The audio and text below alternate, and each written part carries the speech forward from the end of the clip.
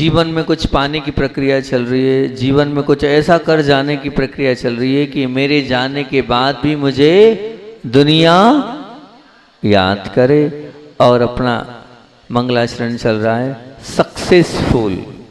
उस सक्सेसफुल में भी बात काय की चल रही है, जीवन में सफल होना अलग है, लेकिन जीवन को सफल बनाने की बात चल रही है कि जीवन किस प्रकार से सफल होगा उसकी अपन चर्चा कर रहे हैं। और सक्सेसफुल का एस बोल रहा है, अब तो याद हो जाना चाहिए, 2-3 दिन हो गए। सॉलिड फाउंडेशन अर्थात मजबूत नींव चाहिए। यू कह रहा है अंडरगो एग्जामिनेशन, परीक्षाओं से गुजरना होगा सक्सेस होना है तो। सी कह रहा है कंप्लीट डेडिकेशन, पूर्ण समर्पण चाहिए। फिर सी कह रहा है क्लियर इंटेंशन, पूरा पूरा हमारा ऐसा स्पष्ट होना चाहिए। ई कह रहा है एलिमिनेट डिप्रेशन, खिन्नता से बिल्कुल दूर होते चले जाएं। एस कह रहा है स्ट्रॉन्ग डिटर्मिनेशन, दृढ़ निर्णय चाहिए, इस नाव में उस नाव में नहीं, सिर्फ एक नाव में। एस कह रहा है, क्या बोल रहा है, सुपर्ब कोऑपरेशन, मतलब क्या हुआ, जबरदस्त सहयोग चाहिए, सहकार्य चाहिए, सहकार्य के बिना कुछ नहीं होगा। और फिर एफ क्या बोल रहा है, सक्सेसफुल का बोल रहा फुल कंसंट्रेशन, मतलब पूरी एकाग्रता, थोड़ा बहुत भी यहाँ वहाँ नहीं। यू कह रहा है अंडरस्टैंड रिस्ट्रिक्शन, परिस्थिति को समझना बहुत जरूरी है, जब तक परिस्थिति नहीं समझेंगे आगे नहीं बढ़ेंगे। एल कह रहा है लव फॉर रिस्ट्रिक्शन, नियंत्रण के लिए प्रेम चाहिए, बिना प्रेम के आप नियंत्रण नहीं रख पाओगे। और कल आप लोगों के बीच में बात काय की रखी थी, अंडरगो एग्जामिनेशन। कहते 2 दिन से उस एग्जामिनेशन की चर्चा मैं कर रहा हूँ कि परीक्षाओं से गुजरना पड़ेगा। और पूज्य गुरुदेव की वो बात बार बार आपको मैं बुला रहा हूँ, परिसहान और अंधित्व। बस जब भी पीड़ा कष्ट आए अपनी छाती को आगे कर दो कि मैं तैयार हूँ, मैं जब पीड़ा सहन करूँगा तभी कहीं जाकर मैं बोलूँगा। और कल का क्रीम कोटेशन क्या था, कल मैंने बोला था पीड़ा आई है, उस पीड़ा को हम अगर सहन करेंगे तो हमारा उससे पुण्य बढ़ेगा, क्योंकि पीड़ा और कष्ट सहन कर कर ही हम भगवान बन सकते हैं। और परीक्षा के समय अगर हम पीछे हट गए तो हम अपनी क्षमताओं को, अपनी अंदर की ऊर्जाओं को हम निकाल नहीं पाएंगे। इसलिए परेशानी के बाद जो वस्तु और जो एक उपलब्धि होती है वो वास्तविकता में वो उपलब्धि बड़ी मीठी और आनंददायी होती है। बहुत सारी बातें आप लोगों से की थी, आज बात अपने को करना है कंप्लीट डेडिकेशन। कंप्लीट का तात्पर्य क्या है, कंप्लीट क्यों दिया है यहाँ पर मैंने, कंप्लीट में मतलब ये होता है, कंप्लीट किसको कहते हैं, कंप्लीट मतलब क्या, संपूर्ण समर्पण चाहिए। सक्सेसफुल होने के लिए जब तक कंप्लीट डेडिकेशन नहीं होगा तब तक आप मान के चलना अपनी मंजिल को नहीं पाओ, थोड़ा बहुत भी कमी होगी तो आप शायद अपनी मंजिल को प्राप्त नहीं कर पाओगे। जैसे मान लीजिए स्कूल, विद्यालय, कॉलेज का कोई विद्यार्थी है, वो 100 में से 35 मार्क्स लाया तो पास हो जाएगा ना, बोलो हाँ या ना, हो जाएगा। वो शायद वो विद्यार्थी 35 मार्क्स वाला भी भले कठिनाई से, भले परेशानी से, भले कुछ दुविधाओं के साथ, लेकिन कहीं ना कहीं उसको नौकरी मिल सकती है नहीं मिल सकती है, हाँ या ना में तो बोलो, मिल जाएगी भैया। ऐसा नहीं कि 100 वालों को ही मिलती है नौकरी, फेलियर्स को भी मिल जाती, वो तो कम से कम पास हुआ है, ठीक है ना, फेल होने वाले को मिल जाती तो फिर तो पास होने वाले को तो मिल ही जाएगी, बहुत अच्छी बात है आप बोल। लेकिन आपसे मैं दूसरी बात पूछ रहा हूँ, आप ये प्रश्न तो कर लिया मैंने और आपने जवाब भी दे दिया कि जो 35 नंबर वाला है वो भी जो है पास हो जाता है, उसको भी नौकरी मिल जाती है, बहुत अच्छी बात है। मान लीजिए आपके घर में, हालांकि बामोरा वाले ऐसे नहीं होंगे, फिर भी मेरा प्रश्न है, अपने प्रश्न से अपनी बात को रख रहा हूँ।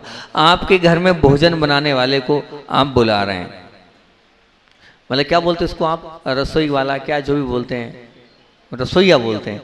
अब वो जो भी आपके घर में आया है और आप उसको बुला रहे हैं, अब बुलाया, अब वो 100 में से 65 रोटियां तो अच्छी बनाता है पर 35 कच्ची बनाता है, आप रखोगे क्या?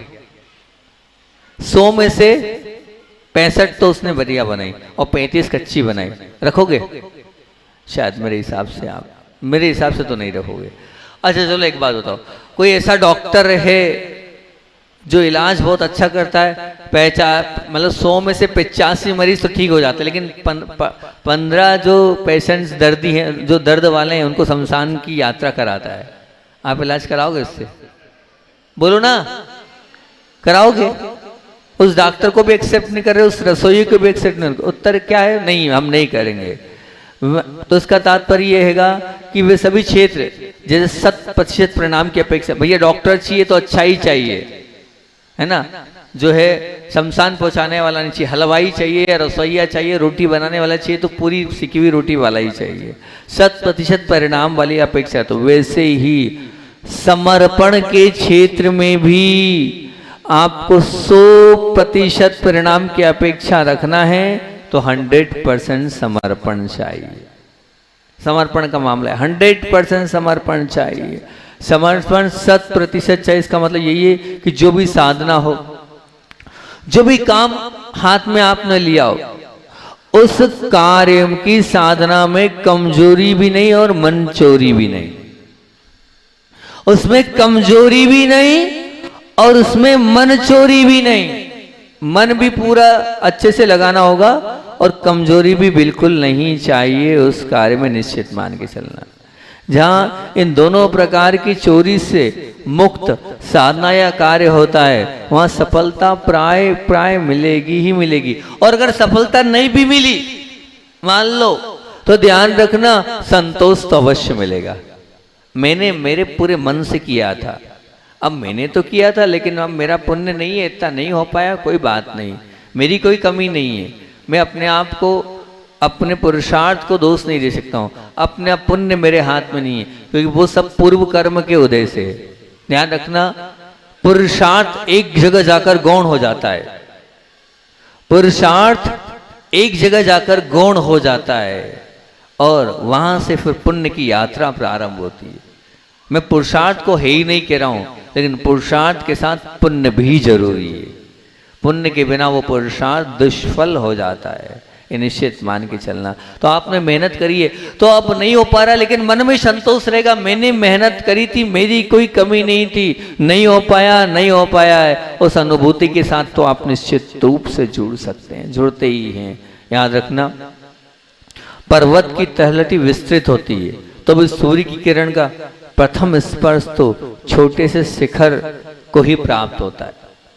तलहटी है 500 फीट की जमीन है और एक छोटा सा शिखर है, पहाड़ है, उस पहाड़ में वो 5 फीट की ऊंचाई वाला, मतलब 5 फीट उसका ऊपर होगा और नीचे 200 फीट का होगा। अब सूर्य की किरण किसके पास आएगी? उस शिखर के ऊपर, उस चोटी के ऊपर ही पहुंचती है, ये निश्चित मान के चलना। इसलिए जो कर रहे हो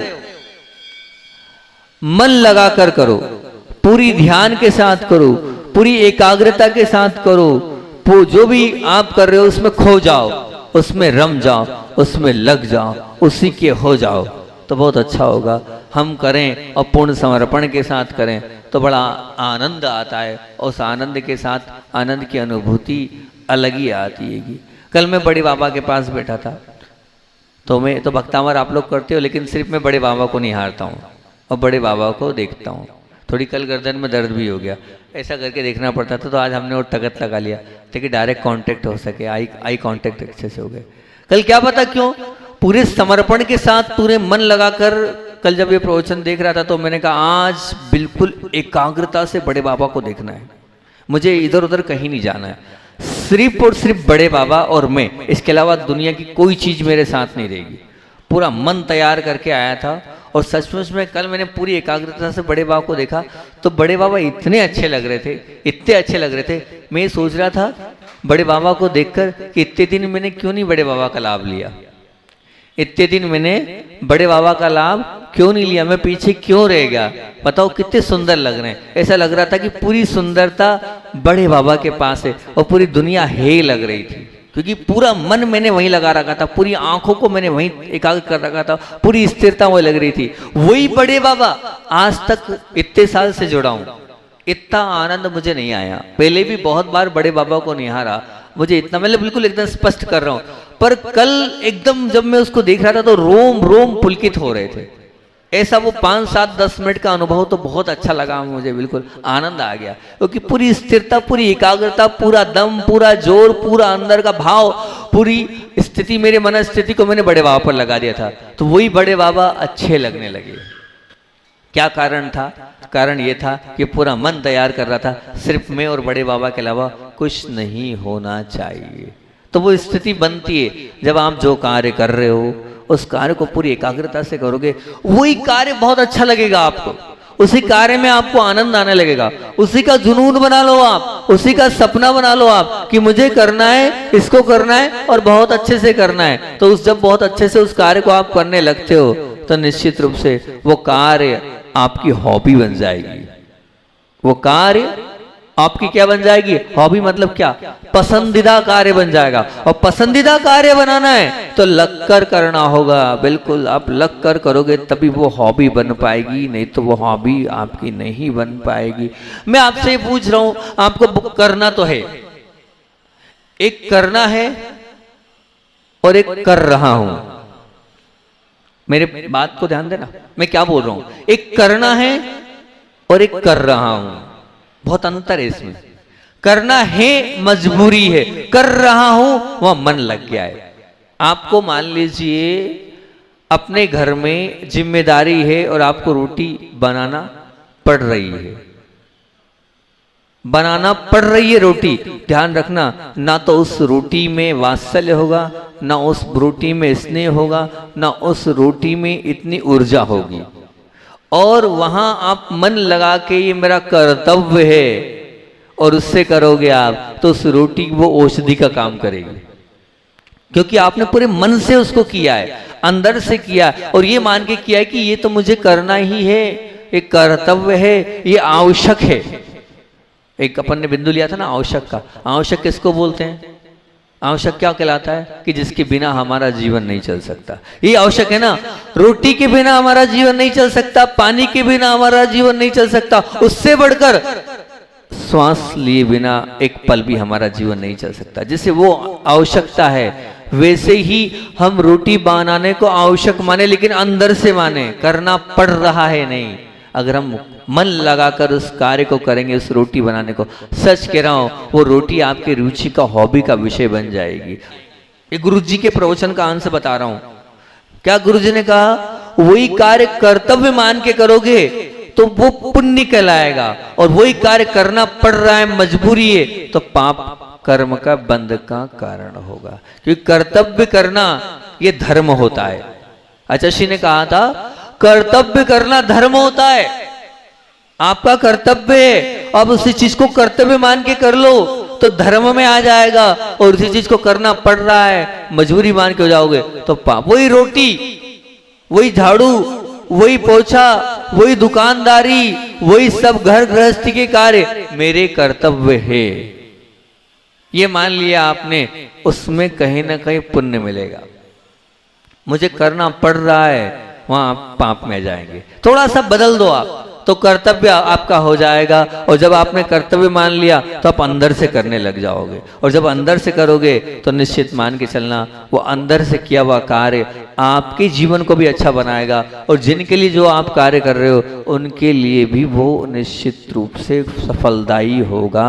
आप सक्सेसफुल बनना चाहते हो, संपूर्ण समर्पण चाहिए। जो कर रहे हो अच्छे से करो, भाव वासना हो रही है कि नहीं आप ये तो देखो, समझते हुए तो करो। आप पूजन कर रहे हो, लेकिन पूजन करते करते भी अगर आप पूजन तो कर रहे हो और आपको यही नहीं मालूम कि मैंने कौन सा अर्घ, उसका क्या अर्थ होता है, उसका क्या भाव होता है, क्या मतलब ऐसे शब्दों को पढ़ने से, क्या मतलब इस थाली से उस थाली में पटकने से कोई मतलब नहीं है।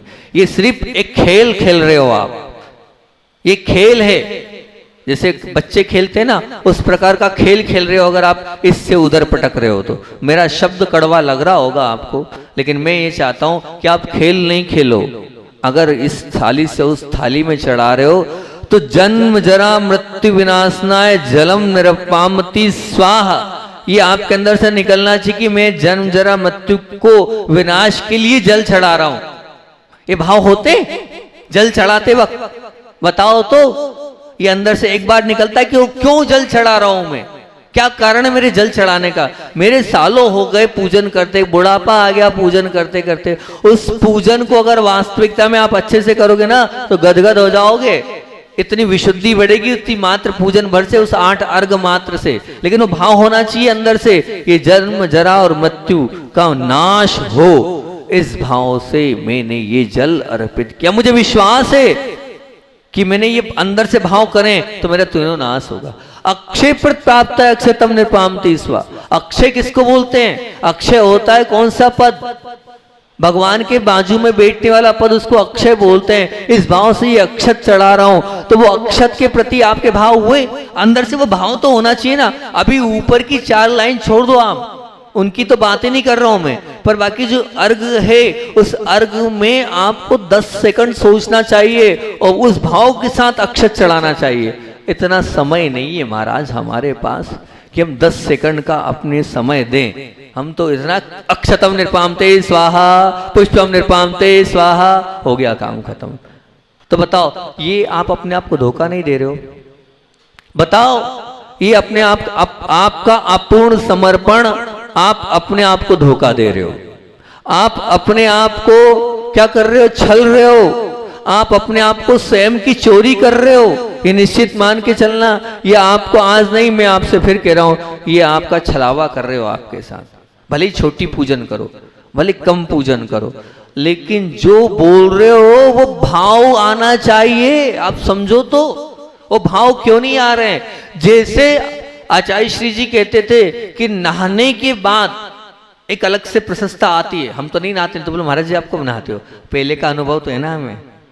तो नहाने के बाद एक प्रशंसा आ जाती है, एक उमंग आ जाता है, एक उत्साह आ जाता है। ऐसी भगवान की भक्ति के बाद आपकी ऊर्जा डबल होनी चाहिए, आपको अंदर से विशुद्धि बढ़ना चाहिए, आपका मूड फ्रेश हो जाना चाहिए, आपकी पवित्रता कई गुना ज्यादा बढ़ जानी चाहिए। वो तब बढ़ेगी जब एक एक शब्द के अर्थ को भाव पूर्वक पूरे समर्पण के साथ करोगे, तब आनंद आएगा उस पूजन का। वो 20 मिनट या 15 मिनट या आधे घंटे की पूजन आपके 23.5 घंटे के पूरे पाप को धो देगी। पर करना वैसे ही पड़ेगा। मैं बोल रहा हूं, हालांकि प्रैक्टिकली बहुत कम लोग ऐसा करते हैं। मेरे ख्याल से तो गिने चुने लोग होंगे कि वो इस प्रकार से करते होंगे, लेकिन सच्चा तो वही है। जो सच्चा रास्ता है हम आपको वही बता रहे हैं। हमारे पूज्य गुरुदेव प्रतिक्रमण करते थे। मैं अपने आप को मानता हूं आज भी मैं 10 से 12 मिनट पे प्रतिक्रमण कर लेता हूं, पर मेरे जो चीज मेरी है मैं तो स्वीकार करता हूं, मैं पापी हूं, ठीक है ना। पर मैं अब मेरे पास इतना कोई सेटअप नहीं है, इतनी कोई योजना नहीं, इतनी कोई संयोजना नहीं है। जितना बड़ा आचार्य श्री का संग था, जितने गुरुदेवों को मतलब विकल्प थे, सबको संभालना है, सबको देखना, उसके बाद भी इतने साल गुरुजी के पास रहा हूं, उनका प्रतिक्रमण 25 से 30 मिनट में होता था, यानी होता था। सोचो आप, इतना सब कुछ करने के बावजूद भी एक एक शब्द की भाव गवेषणा करते थे। पापिष्टेन दुरात्मना जड़ दिया माया विना लोभिना, ऐसे वो शब्दों को अंदर तक उतारते थे। उनके चेहरे से झलकता था कि प्रतिक्रमण कर रहे हैं। कभी कभी उस समय तो मैं छिपकर गुरुदेव को प्रतिक्रमण करते हुए देखता था।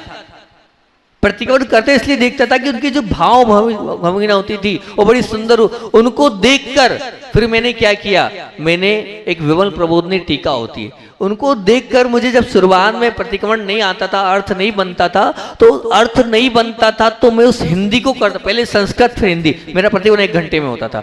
अभिनंदन सागर जी हमारे महाराज जी संघ में थे, उनने इस चीज को देखा, वो मेरे कमरे में थे, बोले क्या करते हो दुर्लभ तुम। मैंने कहा वो आचार्य श्री को देखा, मैंने छिप कर देखा कैसा प्रतिक्रमण करते हैं, मुझे अर्थ आता नहीं है और बहुत देर लगती है, पहले पढ़ता हूँ।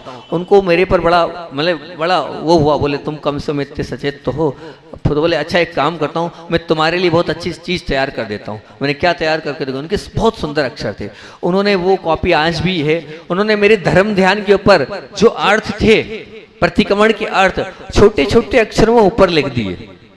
इतनी मेहनत 10 दिन में करी उन्होंने, इतनी सुंदर सुंदर अक्षरों से पूज्य अभिनंदन सागर जी ने वो पूरा प्रतिक्रमण में, धर्म ध्यान में, पुस्तक में, उधर पुस्तक और ऊपर वाटर, मेरे को याद है, बोले दुर्लभ, मैंने कहा लिख रहे हो आप तो 4 लाइन लिख के कलर चेंज क्यों कर दिया? बोले इसलिए मैं जानता हूं ये तुम्हारे पास सालों रहेगी, वाटरप्रूफ पेन से लिखना है। 4 लाइन लिखा गई तो लिखा गई। उन्होंने जबलपुर से स्पेशल वाटरप्रूफ पेन मंगाया, उस वाटरप्रूफ पेन से लिखा। मैंने बहुत समय तक उधर संस्कृत पढ़ता था, उधर हिंदी पढ़ता था, उधर संस्कृत उधर हिंदी, इतना भाव वाला वो प्रतिक्रमण होता था। प्रतिक्रमण करने के अब तो नहीं, देखो अब तो नहीं है, स्पष्ट बता रहा हूं, वो था गया, अब तो बर्बाद हो गए।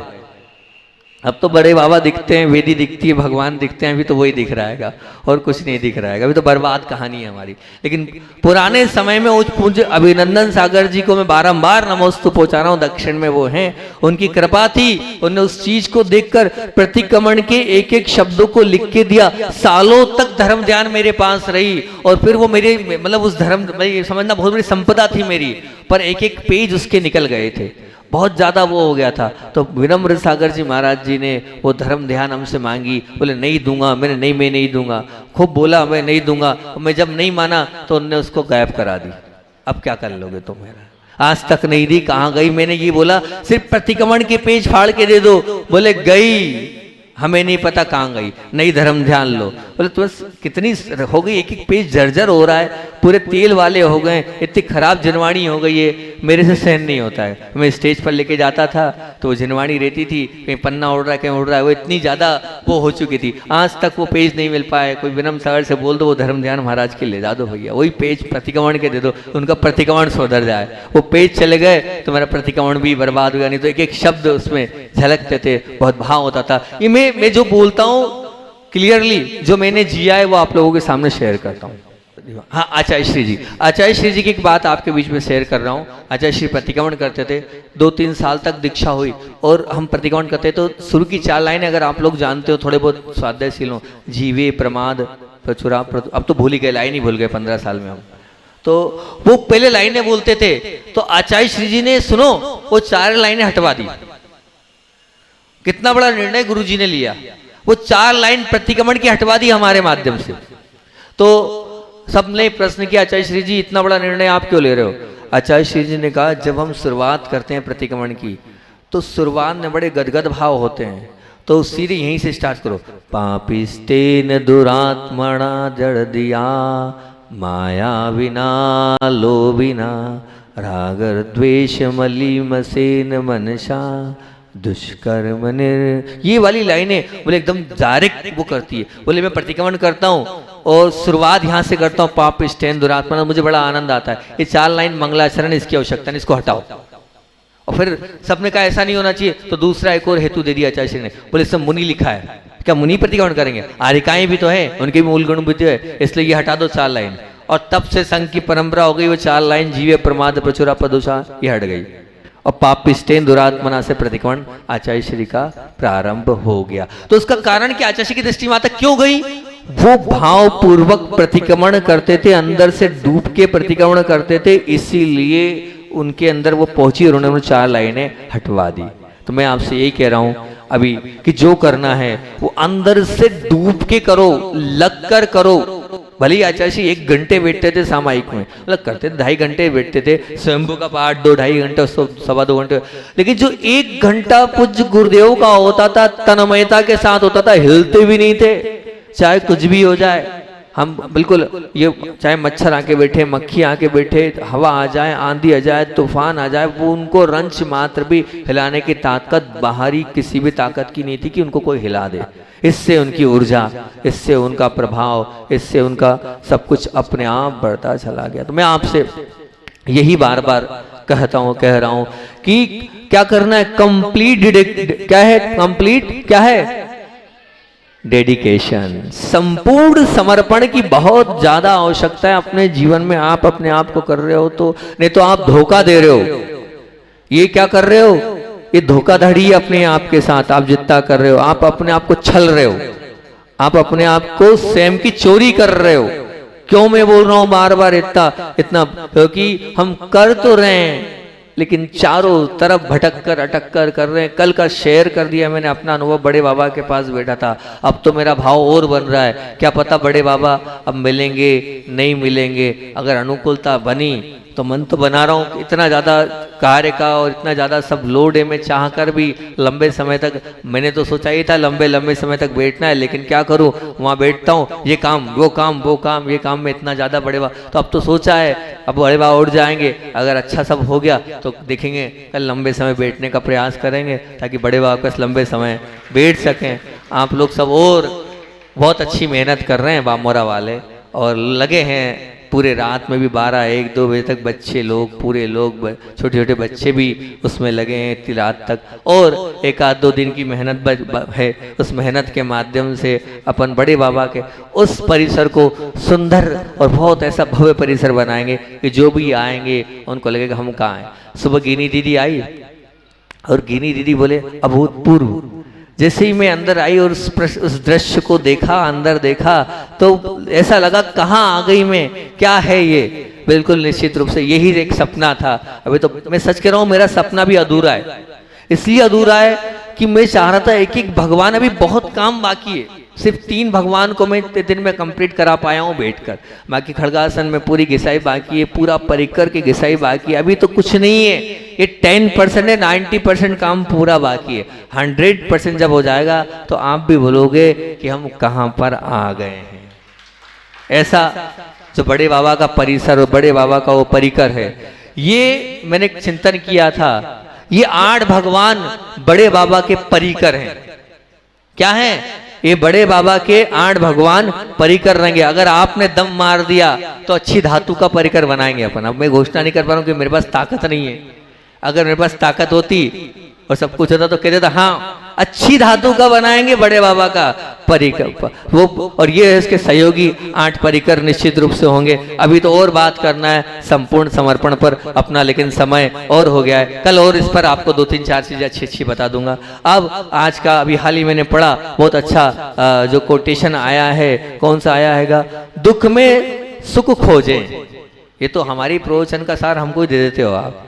दुख में सुख खोजें और बुराई में अच्छाई देखें, बुराई में अच्छाई देखें। बहुत बढ़िया बात है, दुख में आप सुख खोलो। मतलब उस दुख को ही अगर आपने सुख मान लिया तो दुख नहीं होकर सुख हो जाएगा। और बुराई में अच्छाई देखें, मतलब बुरे को भी अगर आपने अच्छा देख लिया तो बुरा भी अच्छा हो जाएगा। और जितना है उसमें संतुष्ट रहे, जितना है उसमें संतुष्ट रहे और वर्तमान में जीना सीखें। काय में सीखना है? जो है उसमें जीना सीखें, बहुत अच्छा हो जाएगा। सोमिल वेद, अच्छा सोमिल भाई की हैं ये, क्या बात है, जन्मदिन भी है उनका, उन्होंने बहुत अच्छा लिखा है। लेकिन जो लिखा है उसको फॉलो करें तब कुछ है, लिखने से कुछ नहीं होगा, जीवन में उतरना भी चाहिए। आचार्य भगवान, समय तो एक्स्ट्रा हो गया मेरे ख्याल से, आचार्य भगवान का संस्मरण हम 2 दिन से सुना नहीं पा रहे हैं। इतने टाइम सुना 2 मिनट, बहुत बढ़िया, बहुत अच्छी बात। विश्वास की अनुभूति आपके बीच में पूज्य गुरुदेव की रख रहा हूँ। ब्यावर नगर में पूज्य गुरुदेव का प्रवेश होना था चातुर्मास के लिए, और वहाँ की जो नगर निगम विकास अधिकारी श्री भार्गव जी पूज्य गुरुदेव के चरणों में पहुंचे और बड़े उससे आचार्य भगवान के दर्शनार्थ पधारे और भाव विभोर होकर उन्होंने गुरुदेव को निवेदन किया, गुरुदेव आप आ रहे हैं, बस आपसे एक ही निवेदन है, आप आ रहे हैं और हमारे इस ब्यावर नगर में पानी की बड़ी समस्या है, कुछ ऐसा हो जाए कि ये चातुर्मास कुछ हमारे लिए वरदान सिद्ध हो जाए। पूज्य गुरुदेव यही हम भावना रखते हैं। एक अजैन भार्गव व्यक्ति गुरुदेव श्रद्धा भाव से आचार्य ने बहुत अच्छे से ओम करके आशीर्वाद दिया। और मानना जब विश्वास होता है तो वो विश्वास अनुभूति भी खड़ा होता है। गुरुदेव का प्रवेश हुआ, और प्रवेश भी कैसे हुआ? पढ़ते पानी में प्रवेश हुआ। गुरुदेव के चरण पड़े और पानी प्रारंभ, इधर ओम करके आशीर्वाद दिया, वो ओम का आशीर्वाद ऐसा फला कि गुरुदेव का प्रवेश, और प्रवेश होते ही पानी प्रारंभ हो गया। जितने गेट बनाए थे, जितनी रंगोली बनाई थी, सब धुल गई। पानी पानी हो गया, लेकिन फिर भी सबके चेहरे में प्रसन्नता कि पानी आ गया, पानी आ गया, पानी आ गया। फिर आचार्य श्री जी जा रहे थे, पानी पर्याप्त गिरा और एक हेडपंप से फव्वारे जैसा निकला। और उसी दिन भार्गव जी पहुंच गए और भार्गव जी से कहा, अरे आप कहते थे पानी पानी, हम तो अभी आज देखते हुए निकले, फव्वारे जैसे निकल रहे थे। तो उन्होंने कहा, आचार्य श्री जी पहले कुछ नहीं था, ये तो आपने प्रवेश किया उसके बाद सब कुछ हुआ, ये आपकी कृपा है। तो वहीं उन्होंने हाथ रोक के कहा, ये मेरी कृपा नहीं है, ये मेरे गुरु की कृपा है। जो किया है पूज्य आचार्य ज्ञान सागर जी महाराज जी ने किया है, मैंने कुछ नहीं किया है। ऐसे हमारे गुरुदेव थे, अपने पे कुछ नहीं लेते थे, सब कुछ गुरुदेव के ऊपर डाल देते। बोलिए आचार्य विद्यासागर जी महामुनि राज की जय।